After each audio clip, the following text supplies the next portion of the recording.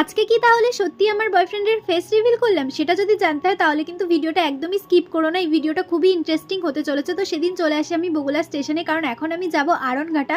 তো আড়নঘাটা যাওয়ার জন্য আমি চলে আসি স্টেশনে, এখন ট্রেন ধরে নেব। আর স্টেশনে আসার পরে ট্রেনটা একটু লেট ছিল, তো ট্রেনের জন্য আমরা ওয়েট করছিলাম। আর এই ভিডিওটা কিন্তু অনেক দিন আগের, একটু লেট হয়ে গেল আপলোড করতে। তো এখন আমি ট্রেনে করে যেতে থাকি আড়নঘাটা। ততক্ষণে তোমরা আমার চ্যানেলটিকে অবশ্যই সাবস্ক্রাইব করে দেবে এরকমই আরও নতুন নতুন মিনি ব্লগ দেখার জন্য। তো আমি আর আমার এই 3 বন্ধু গেছিলাম, আর অনেক দিন ধরে প্ল্যান করার পরে ফাইনালি আমরা চলেও আসি এই মন্দিরে। মন্দিরটা কিন্তু আমার ভীষণ প্রিয় একটা জায়গা, আর এই জায়গাতে এসে বেশ কিছুটা টাইম আমরা কাটাই, অনেক ছবি তুলি, ভিডিও করি, দেন তারপরে বেরিয়ে যাই। তো এরা বলছিল ছবি তুলে দেওয়ার কথা, আমি এদের ভিডিও করছি, এরা বুঝতেই পারেনি।